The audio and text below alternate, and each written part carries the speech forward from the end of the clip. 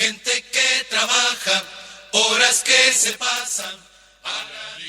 Muy buenos días, amables oyentes de Radio Fénix. Estamos este martes, como todos los martes, de 10 a 11 de la mañana, en el programa oficial de la Federación Uruguaya de Cooperativas de Vivienda por Ayuda Mutua, FUCBAN, Habitar el Pensamiento. Y hoy en un día muy particular porque el 24 de mayo de 1970 nació FUCBAN. Por lo tanto, estamos cumpliendo 52 años de vida, llena de esperanza, llena de lucha, de protesta y de propuesta. FUCBAN es una organización que se ha caracterizado desde su nacimiento por proponer al país soluciones a un derecho humano fundamental como es el de la vivienda. Por lo tanto, hoy tendremos un acto en el Club Platense, un club muy emblemático. Fíjense que revisando la historia, el primer encuentro de cooperativistas del año 71 se realizó llenando las instalaciones justamente del Platense. Entonces hoy estaremos allí a las 19 horas, donde se pasará un pequeño video recorriendo la historia de nuestra organización. Luego habrá palabras de compañeras y compañeros de la Dirección Nacional de FUCBAN para terminar, como termina todo festejo del movimiento popular, con una buena banda, con una banda que nos haga sacudir el esqueleto un poco y pasar un momento de alegría. En un momento difícil del país, en un momento que FUCBAN reivindica la vivienda como una emergencia. Son 70.000 unidades habitacionales de déficit, lo que nos lleva a redoblar el esfuerzo para satisfacer una necesidad tan sentida por las uruguayas y los uruguayos. Un movimiento de 52 años que ha pasado por todos los gobiernos desde su nacimiento, desde el Pachecato, la dictadura, los gobiernos neoliberales, el gobierno progresista y ahora otra vez un gobierno neoliberal. Pero bueno, las cooperativas siguen en su pelea por tres instrumentos políticos fundamentales que le dan vida a este movimiento de auténtica matriz uruguaya. El problema de la tierra, el problema de la financiación estatal y un marco legal extraordinario, nacido en nuestro país el 17 de diciembre de 1968, como fue la Ley Nacional de Vivienda, que aunque tuvo recortes y distintos cambios, sigue siendo una ley que ampara el derecho a la vivienda, reconocida a nivel nacional e internacional. Entonces, hoy, en este 24 de mayo, nos encontraremos todas y todos en el Platense a las 19 horas. Pero en el día de hoy tenemos un invitado, amigo de la casa, que nos honra con su presencia. Estamos hablando del compañero asistente social y ya doctor en educación, Gustavo Machado. Buen día, Gustavo. Bueno, buen día, un gusto. La verdad, el honrado soy yo, no solo por venir a conversar de lo que vamos a conversar, sino también por ser el aniversario y estar acompañándolos este día, que es el día del movimiento cooperativo de vivienda uruguayo, ¿no? Porque tenemos que reconocer en la forma más genuina del movimiento cooperativo de usuarios y de ayuda mutua a la expresión más clara, más reconocida nacional e internacionalmente del cooperativismo, y a FUCBAN como el movimiento que lo expresa. Así que para mí es puro honor y yo te agradezco muchísimo y le agradezco a la Federación. Bueno, Gustavo se crió en una cooperativa de vivienda. Sí, yo me mudé a los 4 años. De hecho, antes de inaugurar ya, mi madre maestra, ya jubilada, fuimos al jardín de infantes, porque en realidad inauguramos el jardín de infantes que la cooperativa construyó con sus propios, con el préstamo y con la mano de obra de los cooperativistas. Construyó ese jardín con la idea que el jardín fuera un local para guardería cooperativa. Construyó otro local para jardín de infantes que le donó a primaria, al Estado, digamos, y después donó un terreno también a educación primaria para construir una escuela. La escuela no se construyó, entonces el jardín pasó a ser escuela y el local que era guardería pasó a ser jardín. Y ahí yo era el mayor de mis hermanos, tenía 4 años, así que lo inauguré. Yendo tempranito, mi madre trabajaba en la escuela muy cerquita ahí en Camino Carrasco y Felipe Cardoso, entonces me dejaba 1:20 más o menos a cuidado de las maestras y las auxiliares y corría para su escuela y yo quedaba en el jardín, así que De los Machados fui el primero en llegar a la cooperativa. Estamos hablando de Mesa 1. Mesa 1, exactamente, ¿no? Dijimos. Ahí va, Camino Carrasco y Felipe Cardoso, un complejo intercooperativo de 5 cooperativas, 420 viviendas, a la que yo no solo le debo con mi familia, por iniciativa de mis padres, tener una vivienda, y en este caso mi madre, que ya veterana, tiene la certeza, la tranquilidad y un sostén importantísimo en la cooperativa, sino yo creo que le debo esta vocación, esto de ser trabajador social, de estudiar el cooperativismo, porque me tocó bastante particularidad. Disculpen que sea tan autorreferente, No, pero me parece dale. que va conectado a lo que vamos a conversar. Yo nací en el 71, por lo tanto la salida de la dictadura, yo era en el 80, inclusive era un niño, y en la salida de la dictadura era un preadolescente, inquieto, preocupado por lo que pasaba, integrante de comisiones juveniles de la cooperativa, ahí ya a temprana edad, lo que da como una especie de matrizarse en lo organizativo, en lo colectivo. Y entonces, claro, veía que había compañeros vecinos que para mí eran buenos vecinos, buenos cooperativistas, estaban presos, y uno asociaba preso con delincuente, y entonces en mi casa, con mucho temor, porque en la dictadura los que quedaron en Uruguay tenían mucho miedo, y eso fue lo que más practicó, el terrorismo, para que la gente no hablara, se cuidara el otro, viera al otro como amenaza. Me decían poco, pero me decían es porque tiene ideas distintas que el gobierno. Y yo no entendía qué tan distintas tenía que ser para estar preso. Y así era una vecina que atendía en la cooperativa de consumo, estaba presa, y otros compañeros jóvenes también presos, y entonces no entendía mucho qué pasaba. Y entonces, bueno, eso de preguntar cosas y de un día invitarme para hacer una faja, un compañero Robert, un compañero militante allá de Mesa 1, un día me hizo una faja que decía que decidimos ser usuarios, y yo entendía poco, pero colaboraba un poco por pintar, y eso, integrar las comisiones, recibir a los hijos de exiliados en el 83 también, que Fupan participó en la organización, y Mesa 1 fue un lugar que llegaron. Bueno, eso fue lo que me fue despertando una vocación política, no solo político partidaria, sino una vocación política de ser críticos con la realidad, de pensar en que hay injusticias, que hay cosas para cambiar. Y sin duda esa experiencia, esa militancia, después también integrar el centro de formación de Fuqua, esas cosas me llevó a seguramente elegir la carrera que después estudié, y en este momento a estudiar y dar clases sobre el tema del cooperativismo de vivienda, que es también parte de lo que me dedico. Bueno, y el jueves a las 19 horas nos vamos a encontrar en Mesa 1, porque Gustavo Machado va a presentar su libro. Y hoy te invitamos justamente, como te reconocemos como un estudioso del movimiento cooperativo, su historia, sus aristas más importantes, sus aciertos y errores, y has hecho una serie de investigaciones, pero en esta particular fue tu tesis de doctorado, ¿no es cierto? Es verdad, cursé un doctorado en Paraná, Entre Ríos, y ahí cuando pensaba los temas que podían ser vinculados con la temática, a mí una cosa que siempre me llamó la atención, que me preocupó en trabajarlo, de hecho también fui parte de un equipo técnico que asesoró cooperativas, Covima, qué aprendizajes se generaban, cómo transformamos un ciudadano individualista, como es lo que nos forma a la sociedad en todos los espacios, en un ciudadano o una ciudadana que coopera, que se vincula con otros, que construye un colectivo, que funciona en colectivo. Entonces, bueno, pensé en esto, que las cooperativas tenían mucho para enseñarle a la sociedad y a la ciudad, sobre todo porque estamos en un proceso de una ciudad, sobre todo Montevideo y las grandes ciudades del Uruguay, que se han fragmentado, que hay una tendencia a encerrarse dentro de su casa, dentro de su barrio, a enrejarse, de no dialogar con los otros, sobre todo con los otros que son diferentes. Quizá la expresión más dura de esta tiene que ver, por un lado, con los asentamientos irregulares, algunos que hasta el Estado entra con temor, y también los barrios privados, ¿no? Que es el otro extremo del encerrarse, y una experiencia que solamente con gente de su clase, de su grupo social. Entonces, en esa preocupación por la ciudad, dije, la cooperativa seguramente tiene algo para mostrar, para enseñar al resto, y para pensar cómo la organización cooperativa, la autogestión, la ayuda mutua, qué generan en lo colectivo para pensar otras posibles formas de organización de la sociedad. Así fue que pensé a partir de esta idea del aprendizaje, es decir, qué aprendizajes hay en la ayuda mutua, qué aprendizajes hay en vivir juntos, organizarse juntos.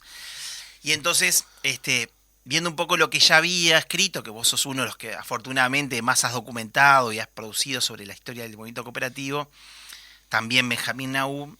Hay una producción más sobre el movimiento, hay una producción un poco sobre el tema de la ayuda mutua, de la organización, de la construcción, pero poco de la convivencia. ¿Qué pasa con las cooperativas cuando habitan? Y ahí inclusive hay como una crítica, decía, la gente se mete adentro, se repliega. Cooperativas es una metáfora que era interesante, decía, tenemos el síndrome de las cortinas, decía, ¿no? Bueno, cuando uno se muda a la casa, pone cortinas, pero no deja mirar para afuera, mira para adentro, la cortina como un borde.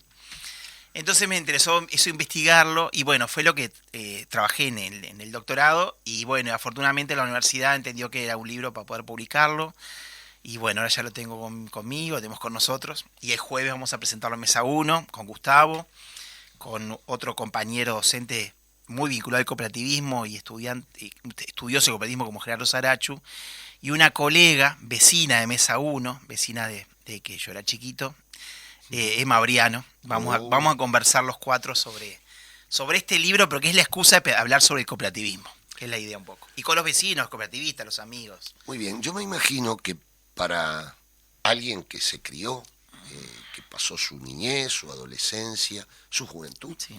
En una mesa, como Mesa 1, yo siempre digo, mira, justamente hablando de Mesa 1, esto de que nos encerramos y uno, yo no sé si es por el tango, que los uruguayos somos tan grises a veces, ¿no? Entonces hay quejas, bueno, siempre somos los mismos, etcétera. Y justamente hablando con unos compañeros de Mesa 1 la otra vez, me decían eso, bueno, llevar 50 años una cooperativa al hombro es difícil, ¿no?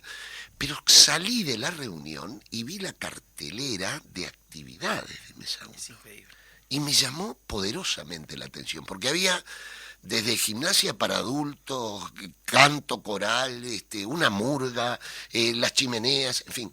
Entonces, en esta investigación, ¿cuáles son, a tu juicio, los descubrimientos más importantes que uno denota al estudiar la comunidad, ¿no? Bueno, uno lo decías vos que tiene que ver con lo nostalgioso, ¿no? Hay en todos los cooperativistas un discurso de antes nos juntábamos, antes hacíamos comidas, antes el salón estaba lleno. Hay como una mirada nostalgiosa que paraliza, que por momentos idealiza el pasado y que también dio trabajo, porque yo también fui militante en aquella época y poníamos el pizarrón y veíamos que eran pocos. Claro. Capaz que ahora son menos y por eso idealizan esa etapa, pero hay algo de mucha idealización del pasado y de poca recuperación o por lo menos de colocarse como tarea, modificar lo que es presente y no mirando el pasado solo. Exacto. Uno tiene que afirmarse en el pasado, pero en realidad afirmarse para crecer, no para quedarse ahí en eso. Y otra cosa tiene que ver con cierto desencanto. En este mirada nostalgiosa hay cierto desencanto del presente, en esto de que, bueno, ahora la cooperativa ya no se reúne menos, ahora hay menos asamblea, ahora encontramos menos, pero a la vez, como decís vos, hay niveles de participación que son extraordinarios en relación con otros espacios de participación. Exacto.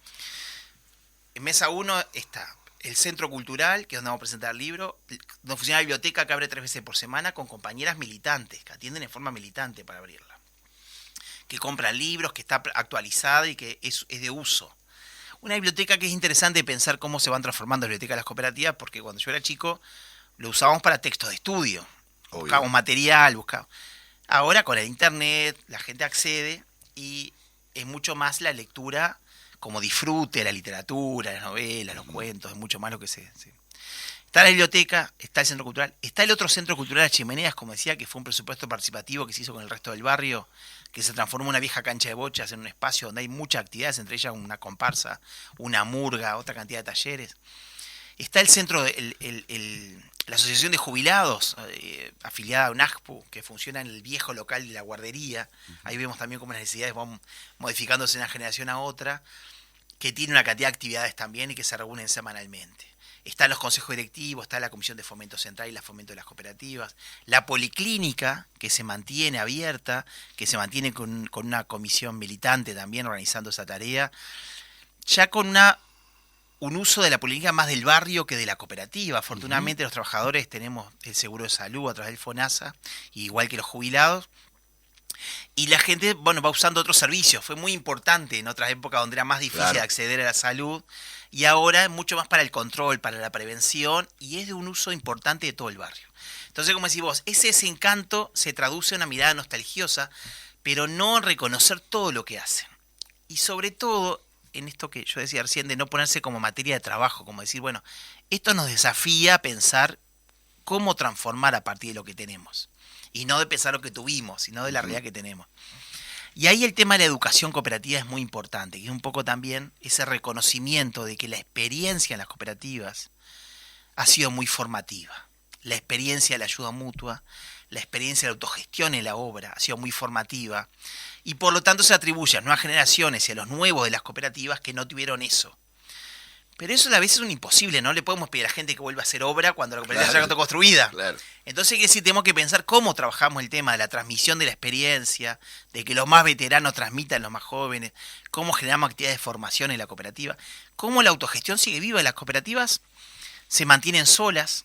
Uno compara en el mismo barrio que estamos conversando, dos complejos, un complejo de producción pública, como puede ser los INVES, que son de principios de 70, y compara con Mesa 1, principios de 70, o Zona 3 o Zona 6, y el mantenimiento es dispar. Totalmente. La cooperativa, uno dice, tiene 20 años menos que un complejo. Claro.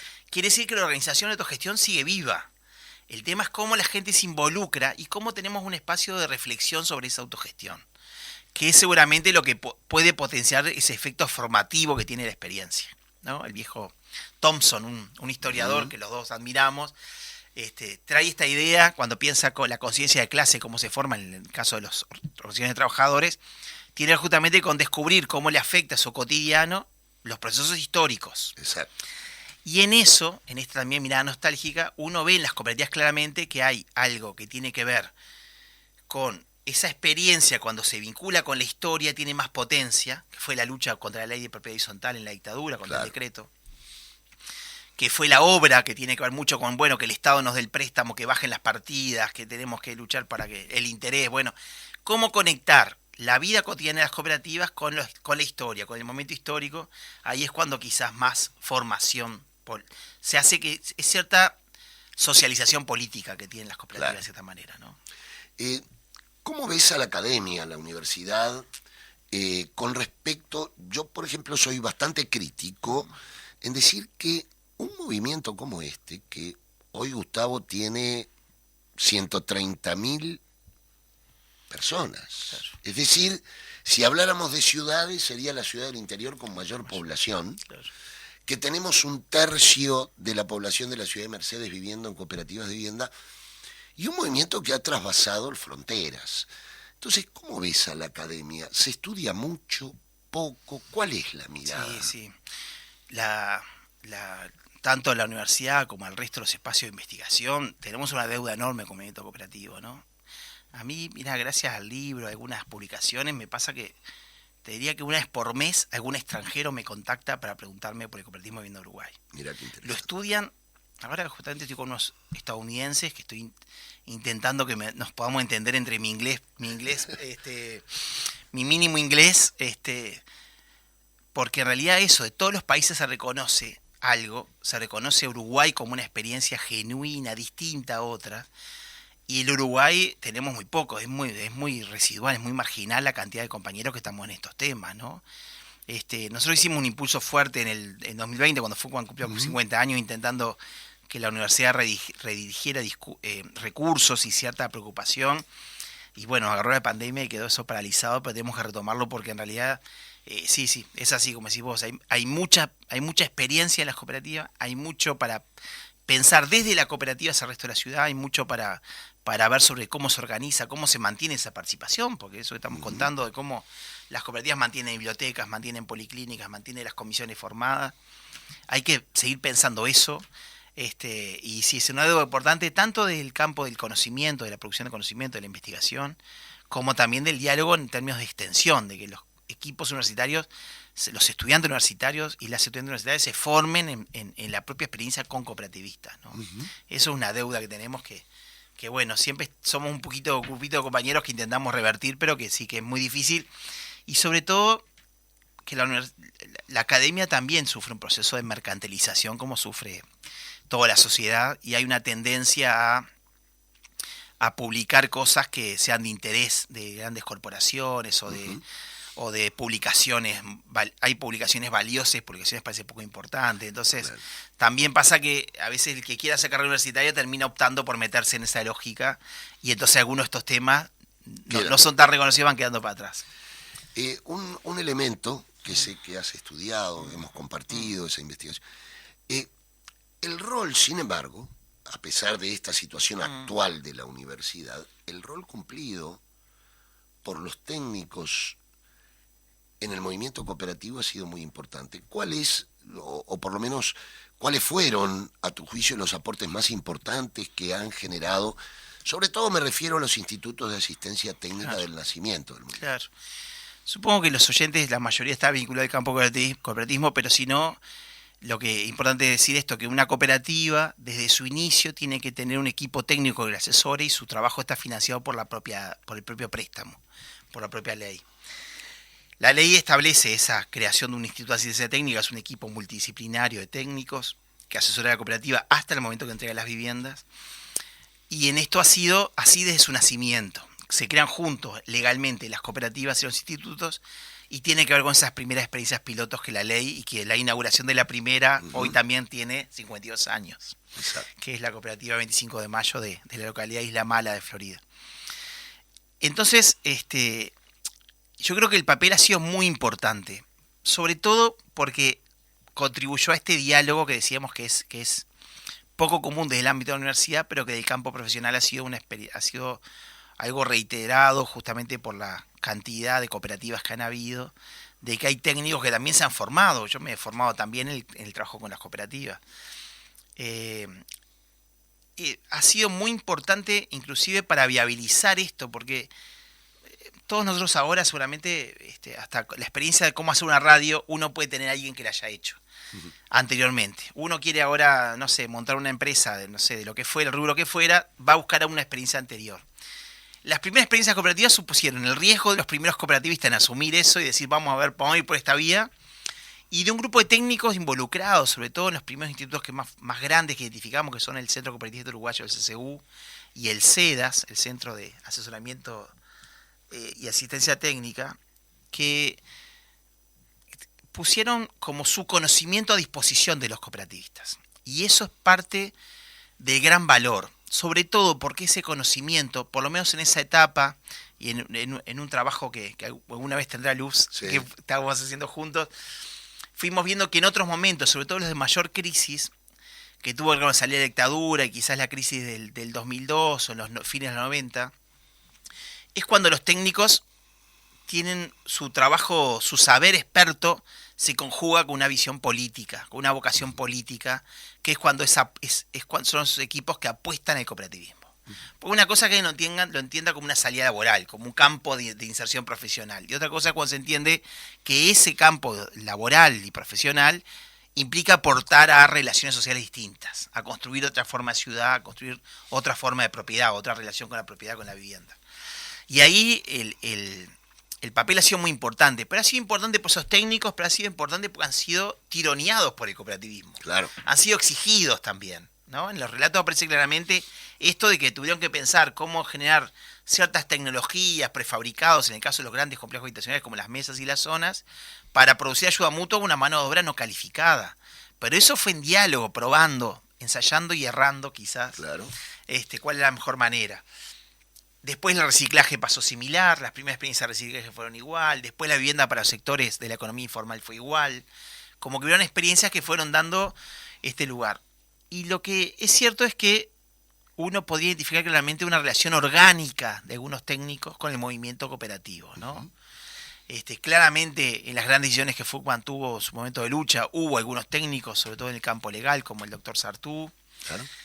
En el área de formación, trabajadoras y trabajadores sociales vinculados con el inicio del espacio de formación en la FUCBAM. Lo mismo pasó en FECOBI. Hay un diálogo que fue necesario de apoyarse, sentirse que estaban todo el mismo barco. Y eso es quizás lo que tenemos que seguir trabajando para que pase. Sentirnos en el mismo barco, que todos los que estamos vinculados al cooperativismo estamos apuntando lo mismo y que no se vuelva una cosa de intereses corporativos o intereses particulares que a veces ha pasado que también hay enfrentamientos, digamos, no está exento de contradicciones y de ciertas tensiones, la El relación aprender entre juntos. técnicos, exactamente, aprender juntos, eso es claro. Gustavo, Sí. tú también has estudiado el problema de la ciudad. ¿Mm? Alguien dijo alguna vez que las cooperativas de vivienda son una suerte de porciones de ciudad alternativa y distintas. ¿Cómo ves Montevideo? ¿Cuáles serían los temas para el disfrute de la ciudad? Nosotros estamos ahora revitalizando a través de un estudio el documento aquel de Reforma Urbana Va de los años 90. ¿Cómo ves la ciudad? ¿Qué temas habría que abordar para mejorar el derecho? Es bien importante, ¿no? La ciudad está haciendo una... La ciudad como la conocemos nació junto con el capitalismo y junto con los estados nacionales, por lo tanto es difícil dividir, separar el desarrollo de las grandes urbanizaciones con el propio capitalismo. Por lo tanto tiene su lógica, una lógica que hace que expulse a los que no tienen posibilidad de acceder a vivienda hacia las zonas menos privilegiadas, hacia la periferia, y se vaya quedando los sectores que tienen más ingresos con las zonas más centrales de la ciudad y con la costa, que en este caso de Montevideo, por ejemplo, Claro. se privilegia ese lugar. Eso ha llevado a que lo que se conoce como el fenómeno de segregación, es decir, donde en realidad empieza a distanciarse cada vez más las clases sociales, ¿no? Y que quizás nosotros venimos de otras épocas donde había mucho más diálogo entre distintas experiencias sociales y grupos sociales en un mismo barrio, en un mismo territorio, y ahora es mucho menos común que pase, ¿no? El que le va mejor intenta irse más hacia la costa o hacia el centro de la ciudad, y el que no tiene otro remedio va eligiendo lo que los demás no eligen. Exactamente. Y la expresión más clara es la del asentamiento, donde en realidad, bueno, es un trabajador o una trabajadora, familia de trabajadores que en realidad, al perder ingreso, la única forma que resuelve su vivienda es la que tenga menos costos, que no tenga el valor de la tierra, que no tenga el valor de los consumos de UTE, de OCE, porque en realidad si el salario mínimo nacional, estamos hablando que está en 19.000 pesos, y esos son los valores de los alquileres, evidentemente no es posible, pagar el alquiler o no come. Imposible. Entonces la ciudad expresa eso, justamente la desigualdad. Y entonces lo que nos está pasando es una fuerte fractura, donde en realidad sospechamos del que es raro, ¿no? Del que pasa por la cuadra y no es del barrio, empezamos a sospechar. Y eso hace que nos vayamos como queriendo diferenciar, como estigmatizando a parte de la población, fragmentándonos. Y las cooperativas son porciones de ciudad alternativa, pero son porciones muy hacia adentro. Lo que tenemos que conseguir es que las cooperativas dialoguen mucho más con los barrios. Pasa mucho más en las zonas que hay muchas cooperativas juntas. Claro. Porque sin duda que haya más transporte es una preocupación de las cooperativas y del resto del barrio. Que haya servicios, que haya escuelas, que haya centros educativos. Entonces ahí se dan mucho más diálogos. Pero en realidad algunas cooperativas han quedado medias encerradas en sí mismas, un poco defensivamente en relación al entorno. Y ahí, bueno, tenemos que pensar. Hay un estudio que yo no lo conseguí, pero lo escuché una presentación de ese estudio, pero no conseguí la versión escrita, que muestra que el 80% de las cooperativas están en la periferia de la ciudad. Claro. Y si la mayoría accede por cartera de tierras, quiere decir que en realidad la cartera de tierras también ha generado mucha tierra en la periferia, ¿no? Por costos. Por costos, exactamente. El por tema es costos. lo que organiza la sociedad son los costos, ¿no? Vamos a una pequeña pausa y seguiremos conversando con Gustavo Machado y la presentación de su libro el próximo jueves a las 19 horas en Mesa 1, Felipe Cardoso y Camino Barranco. Vivan las cosas, gente que trabaja, horas que se pasan. Seguimos conversando con Gustavo Machado por, el lanzamiento de su libro este jueves. Y además volvemos a recordar, hoy es un día muy particular, estamos en el aniversario 52 de FUCBAN.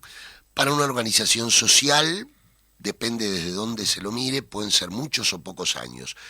Pero lo real es que todos esos años fueron muy activos. Hoy nadie puede negar, uno podrá estar a favor o en contra de las posiciones de FUCBAN, pero nadie puede negar la vigencia tanto del modelo del cooperativismo de vivienda como de FUCBAN. Entonces hoy les recuerdo, nos encontramos a las 19 horas en el Platense, pero sigamos conversando con Gustavo sobre un apasionante tema que es la construcción de comunidad en las cooperativas, sus problemas. Pero Gustavo, ¿cuál a juicio tuyo son los desafíos que están planteados para el movimiento cooperativo en la actualidad? Ahí va. Uno, y para conectar un poco con lo que veníamos viendo, es el tema de la tierra, ¿no? El primer trámite que las cooperativas tienen que presentar para su estudio es el estudio del terreno, por lo tanto tienen que tener un terreno, sea por cartera de tierras, que afortunadamente varias intendencias ya la tienen, pero todavía no está en todo el país, y la cartera de tierra nacional todavía por lo menos en este periodo no ha hecho ningún llamado todavía para cooperativas. Eso es un tema que es crucial porque las viviendas no se asientan en el aire, se asientan en un lugar, en un terreno. Ese terreno de la cooperativa también le determina acceso a servicios, a determinada red de resolver sus necesidades. Entonces es un tema muy importante y ahí hay un desafío en poder seguir construyendo cooperativas en las áreas centrales. Afortunadamente ya hay cooperativas en la altura de ayuda mutua que han sido muy buenas experiencias. Eso es importante porque hasta ahora generalmente cuando había terrenos en el centro de la cartera de tierra se pensaba en FECOBI porque construyen a la altura, porque muchos construyen con empresas. Entonces es muy interesante esto de seguir pensando cómo construir en el centro, en la zona donde la gente vive, donde tiene su identidad, donde se organiza.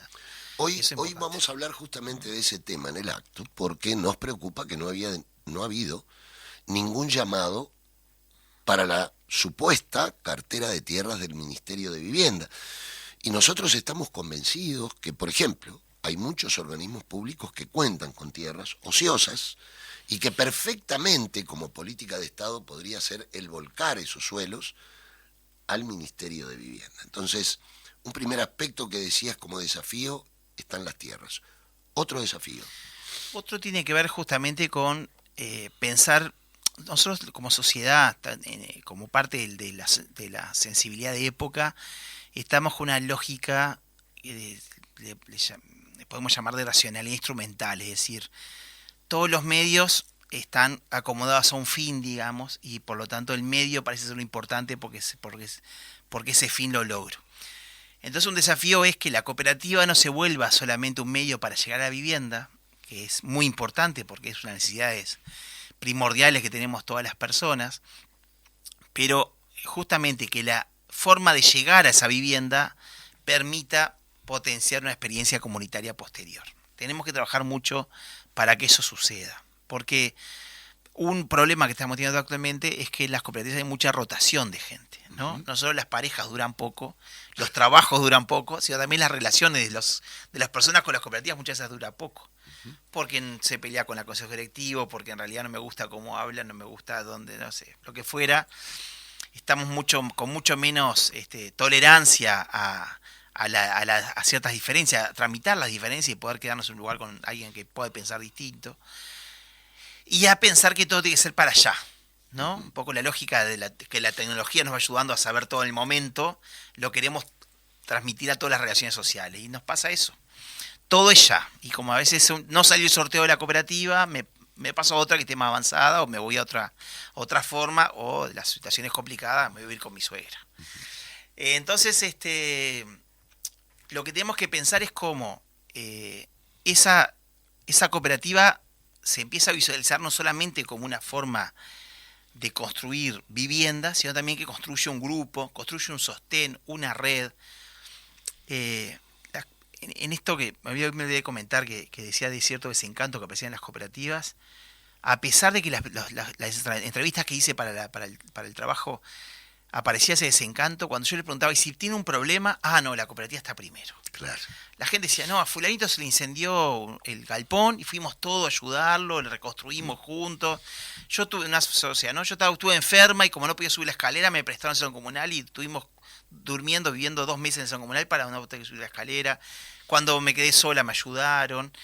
La red que sostiene a las viudas, solidario, a las personas, claro, lo que fue la pandemia. Eso se visualiza después que uno vive en la cooperativa, pero también lo naturalizan. Es como común, es lo normal. Ya está, claro, está dado. Entonces, de visualizar eso es muy importante. Y eso es parte también de los desafíos, de pensar que esta racionalidad instrumental nos lleva a pensar, bueno, ya conseguí la vivienda, ya está la cooperativa. Yo ya llegué. Y bueno, como dice la canción de la cooperativa Rubén Olivera, el himno de FUCBAM, es el principio en el final, justamente. Exacto. Porque ahí empieza la etapa más larga. Porque capaz que un cooperatista espera 5 o 6 años el préstamo, quizás estos últimos años está esperando un poco más, pero cuando llega, la etapa más larga que va a tener es la de convivencia. Eh, la tramitología es algo que desgasta las cooperativas. ¿Tú no crees que debería de estudiarse una mayor racionalización, diría yo, de los trámites? Sí, yo creo que pasamos de una etapa de no control, o sea, la reglamentación anterior que tiene que ver con la creación del Ministerio de Vivienda, era un ministerio que construía núcleos básicos evolutivos, o sea, aunque las familias fueran 15 integrantes, le daba 32 metros cuadrados, una pieza sola, solo diferenciado el baño. Eso hizo que para el resto de las modalidades de construcción, del que se conocía como el SIAB, el Sistema Integrado de Acceso a la Vivienda, no ponía ninguna exigencia, es con la plata que te doy, arreglate y hacé lo que puedas. Entonces pasamos a un sistema que no tenía ninguna regulación y por lo tanto se permitieron muchas desviaciones, grupos que se llamaron cooperativa porque era una forma de resolver cómo tenían la propiedad de tierra, pero que nunca funcionaron como cooperativa, que eran empresas privadas que lo promovían. Otros experiencias peores, como la de otras que pasaron por la justicia penal, por la denuncia de FUCBAM, como Adax y Julián Pereira, etc. Entonces, ¿qué pasó? La nueva reglamentación empezó a reglamentar todos los aspectos, los metrajes, las alturas, el préstamo, cuánto se puede hacer, los dormitorios. Llegó una regulación tan fuerte que creo que fue como un momento pendular, de la nada al todo, a querer regular todo. Y creo que sí, que eso es un problema porque pasa eso, las cooperativas se esperan mucho, se genera un sistema que es muy transparente, que es el de sorteo cuando hay más cooperativas que postulan el préstamo.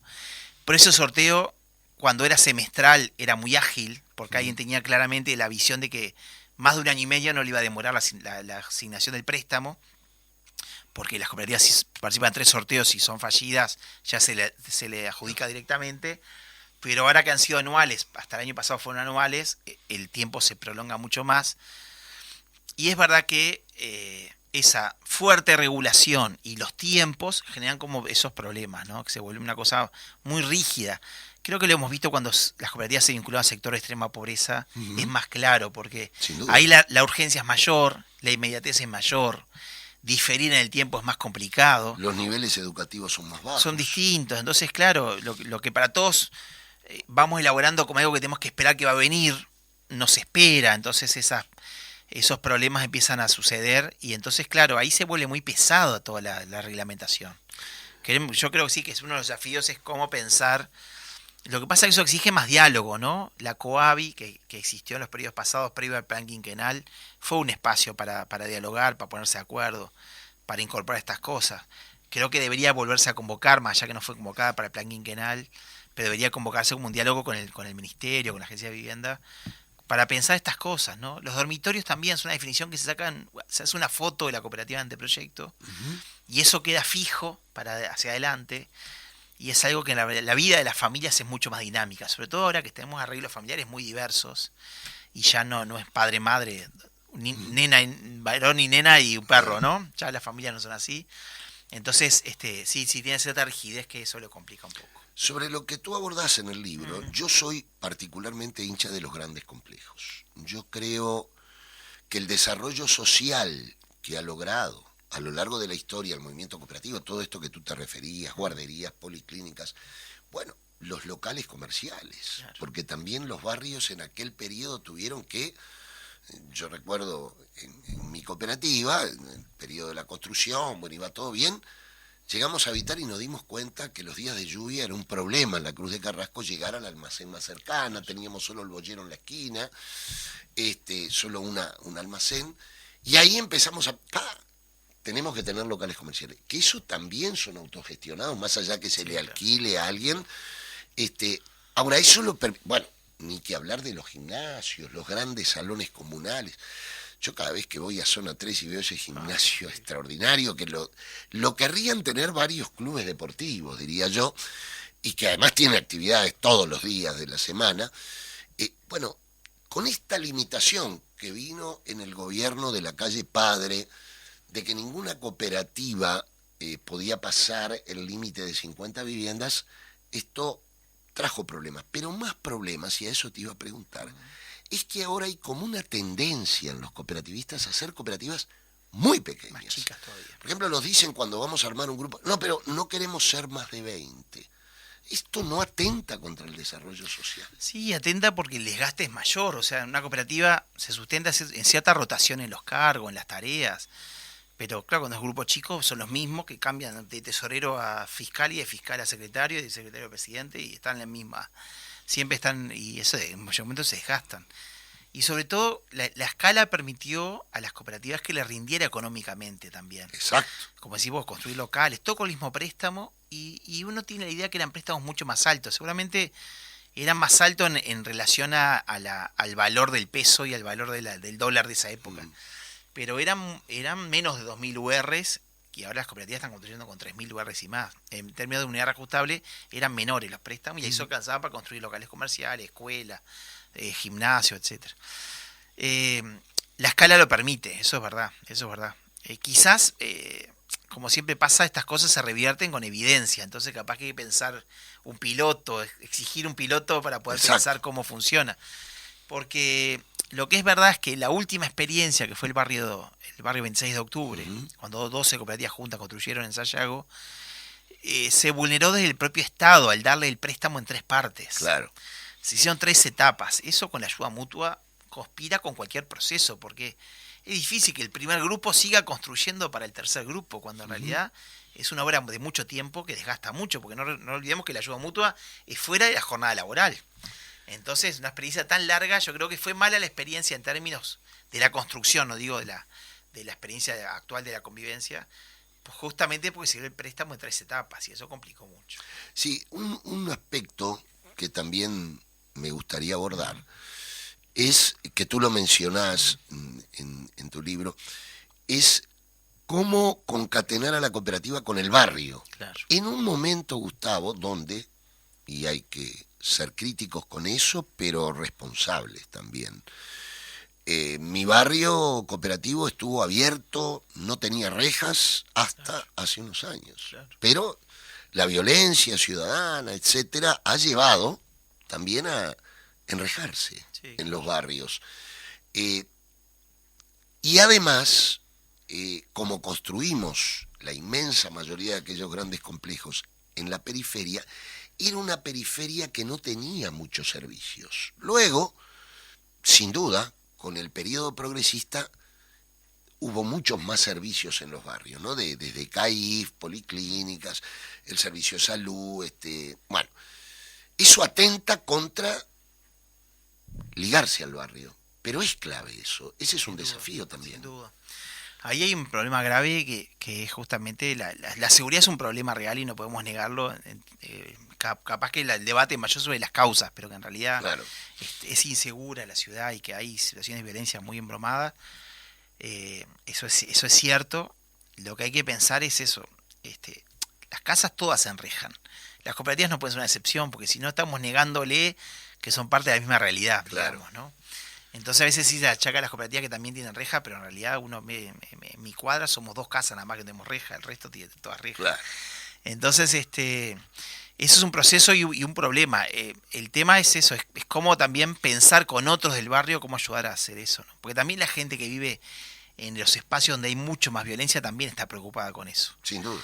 Entonces no podemos generalizar, en el caso de tu cooperativa, todos los que están atrás de la cooperativa, los que viven por un cativo, que son responsables de esto, sino muchos son víctimas, la gran mayoría son víctimas también. Sin duda. Entonces creo que sí, que ahí hay un tema a pensar juntos con otros, pensar desde los ámbitos más barriales. Hemos perdido también las comisiones de fomento barriales, ¿no? La propia descentralización municipal, que ha contribuido mucho a llevar el poder del gobierno departamental a los barrios, el municipio, también ha generado como un borramiento de las comisiones de fomento barrial, de las comisiones vecinales. Porque esos son espacios también que se dialogaban mucho y se pensaba el problema del barrio, ¿no? Sin duda. Y ahí, bueno, tendría que ser un espacio para pensar estos problemas, ¿no? Pero es preocupante. El gobierno ha planteado actualmente nuevas tecnologías. Bueno, se habló mucho del tema de la madera. Nosotros sabemos que el movimiento ha construido con nuevas tecnologías. Ahora, hay una cuestión cultural en nuestro pueblo que quiere la vivienda tradicional. ¿Vos has vivido alguna experiencia como asistente social de nueva tecnología? Bueno, las cooperativas de su primer momento, en cierta manera, incorporaron elementos prefabricados. Exacto. De hormigón, ¿no? Entonces, en realidad, esto no es una cosa que ha estado ajeno al movimiento cooperativo, ha sido parte, pero lo que es cierto es que la vivienda no es una cosa estática. La vivienda, más allá que las cooperativas tratan de mantener la estructura y la fachada para tener un componente de igualdad, la gente agranda, achica su casa, porque las necesidades, ¿no? Se le modifica a la familia a lo largo del tiempo. Y el problema de las tecnologías no tradicionales es que no siempre esos conocimientos se tienen para poder hacer esa adaptación de la vivienda. Entonces, creo que todas las cooperativas han incluido el yeso ahora como parte del revestimiento y de la división de los dormitorios o de los espacios de la vivienda. ¿El isopanel? El isopanel también como una forma rápida de resolver los techos. Entonces creo que parece que lo más acertado es la mixtura y no, porque el problema mayor también ha sido, y la experiencia que hemos tenido ahora con las cooperativas que han usado un solo sistema constructivo no tradicional, es que ese proveedor es monopólico y por lo tanto cambia las reglas de juego en medio del proceso y la cooperativa queda atada de manos a ese proveedor. ¿O se desfinancia? Y se desfinancian. Hay proveedores ahora que inclusive las cooperativas le cobran en dólares. O sea, le venden la tecnología en dólares cuando las cooperativas cobran moneda ajustables. No. Y es un problema grave porque ahí la cooperativa queda a merced de un único proveedor, porque la forma de certificación del sistema constructivo no tradicional es que quien tiene el documento de actitud técnica que da el Ministerio, el DAT, el Ministerio de Vivienda, es el único que le puede proveer. Por lo tanto, la cooperativa tiene que aceptar las reglas o si no, negociar. Y no ha habido mucha capacidad de negociación en ese sentido, ¿no? Sí, hace poco estuvimos con unas compañeras del CHUI, de una cooperativa del CHUI, que es del Plan de Vivienda Sindical, que es el programa que fundamentalmente ha llevado esto. No son precisamente nuestras cooperativas. Y claro, el problema que tuvieron fue justamente el que tú decís. El proveedor aumentó esto, aumentó lo otro, sí, el préstamo le piden contado cuando las cooperativas cobran por avance de obra. Exacto, entonces se han visto en una situación de desfinanciación y bueno, les dimos una mano a pesar de no ser cooperativas de usuarios, pero realmente era penoso ver esas mujeres que se rompieron el alma para llegar y ven que no pueden llegar por ese problema. Gustavo, el otro tema que me interesaría es, ¿qué expectativa tenés para el jueves? Bueno, va a ser una instancia muy linda, más allá de presentar el libro. Primero, el libro lo financió la Comisión Sectorial de Investigación Científica de la UDELAR, y por lo tanto es un libro que es de la universidad, ¿no? Lo distribuye la universidad. Pero a mí me parecía que presentarlo en un ámbito académico era no ser fiel con lo que yo intento un poco denunciar en el libro, que el conocimiento académico, el conocimiento experto, ha perdido el conocimiento de la experiencia, que es el conocimiento del saber popular, el saber.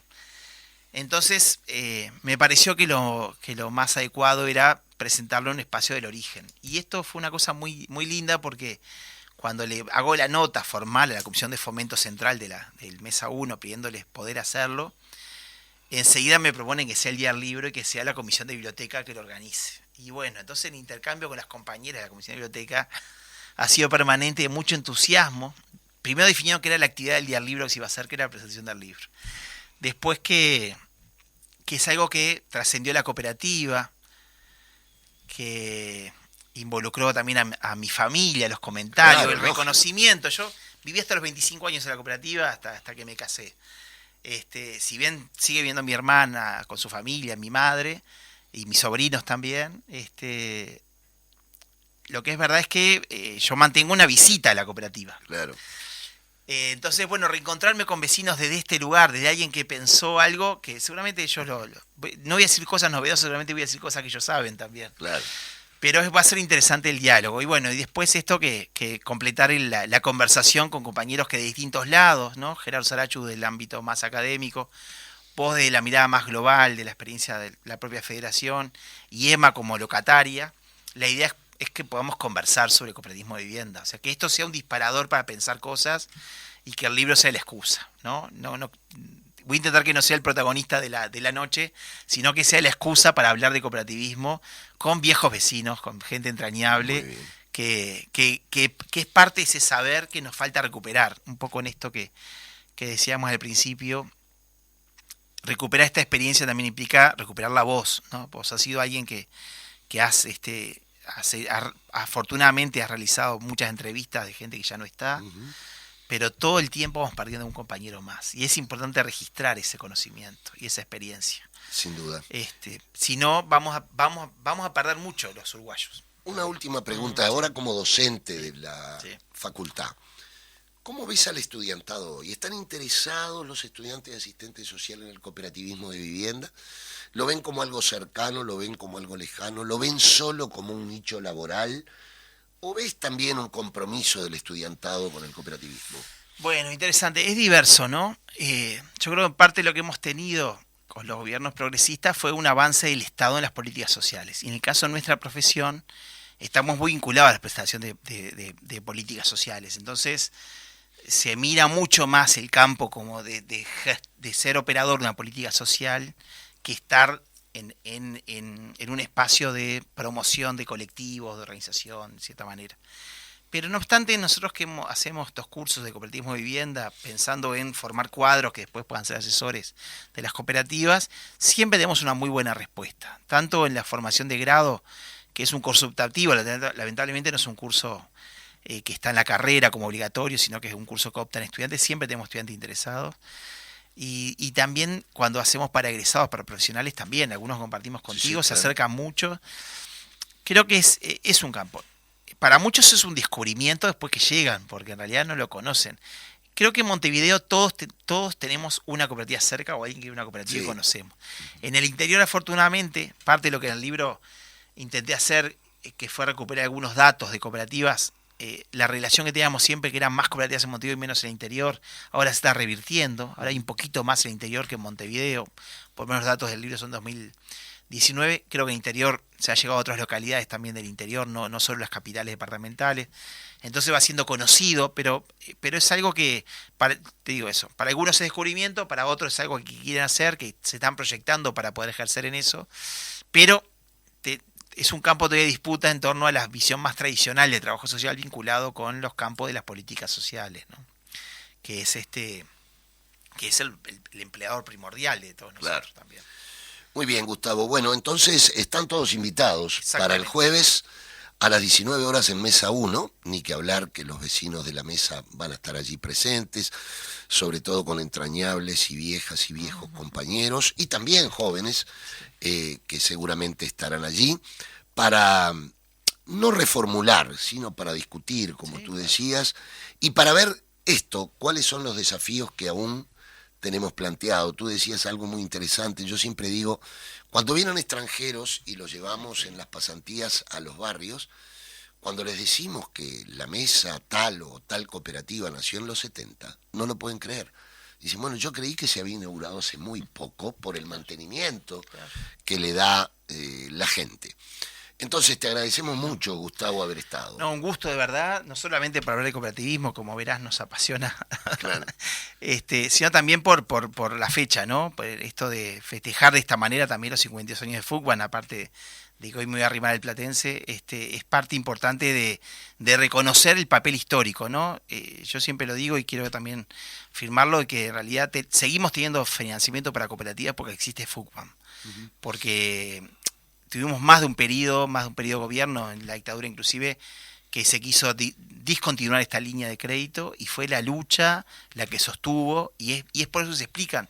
Si uno mira cuáles son los programas de vivienda que se mantienen tanto tiempo, bueno, uno es MEVIR, pero además han cambiado de institucionalidad y las cooperativas son las otras, que tienen más de 50 años también porque Fútbol tiene 52 años. Gracias, Gustavo. Bueno, a los oyentes, la invitación está hecha para hoy, a las 19 horas. Debemos decir que la Dirección Nacional ve con preocupación, al igual que los cooperativistas, yo diría la falta de rumbo que hay en vivienda. El presidente de la República dijo cuando lanzaron el programa de asentamientos irregulares que dejaba una política de Estado instalada para los gobiernos que vengan. Bueno, esto es la primera vez que lo escucho de un presidente de la República. Si es el mismo, que estuvo en la campaña electoral, dijeron que iban a hacer 50, 60 mil viviendas en esa campaña electoral. Ahora deja una política de Estado para los otros gobiernos. No se entiende realmente. Y deja una política de Estado desvistiendo a un santo para malvestir a otro, porque han usado el dinero que era para el Instituto Nacional de Colonización para este fideicomiso de asentamientos irregulares. Pero fíjense una cosa, 10 días antes del lanzamiento que hizo el presidente de la República y la ministra Irene Moreira, escuché al subsecretario del Ministerio de Vivienda, a Hackenbruck, que dijo que necesitábamos 2.000 millones de dólares para resolver el problema de los asentamientos. Y ahora resulta que en la conferencia de prensa solo aparecen 324, 240. ¿Cuánto? 240 millones. 240 millones. Quiere decir que solamente tienen el 10% del dinero que se necesita para resolver el problema del asentamiento. ¿Esto es para bombos y platillos? No, no es. Por otra parte, les quiero decir, los que conocemos algo de vivienda, tratando de ser lo más humildes posibles, esto va a llevar licitaciones, tiempo, es decir, que los asentamientos comenzarán a hacerse, lo que no se sabe tan bien que se va a hacer a partir de fin de año, principios del año que viene. Pero, señor presidente, yo sé que seguramente usted no escuche el programa de Fugan, pero de repente alguien se lo comenta. No es una política de Estado ni las regularizaciones, ni los realojos. Esto en el país ya se viene haciendo hace muchos años. Yo sigo esperando su política de Estado. Y le recomiendo cambiar de eje con los Maya Oro. Nosotros planteamos que tocando a los Maya Oro en un 1%, aumentando un 1% del impuesto a las grandes fortunas, Irene Moreira se podría hacer de 160 millones de dólares, sin desvestir a un santo, sino una hormiga en el cuerpo de un elefante. 160 millones de dólares, no desperdicie la oportunidad. Ojalá escuche la propuesta de FUPA. Todas las bancadas nos han dicho que están de acuerdo, pero el poncho no aparece. Y para que aparezca el poncho, hoy vamos a estar, todas y todos, en esta movilización, a las 19 horas, como siempre, luchando y proponiendo. Y la propuesta la reiteraremos hoy y además pasaremos un momento donde recordaremos a nuestros grandes pioneros, aquellos visionarios que sin ver creyeron y gestaron y siguieron aquel camino que nos decía el gran Eduardo Galeano. La utopía hay que perseguirla hasta llegar a ella. Por eso sigue siendo la búsqueda de la utopía nuestro objetivo estratégico fundamental. Nos vemos el martes que viene, a las 10 de la mañana, en Habitar el Pensamiento. Como siempre, la voz de Fugman, la voz de los sin voz, la voz de los sin techo y la voz de los que tenemos ya techo gracias a este modelo, pero seguimos peleando por los que aún no tienen. Nos vemos el martes. Zonas, mesas, covines, nueva esperanza.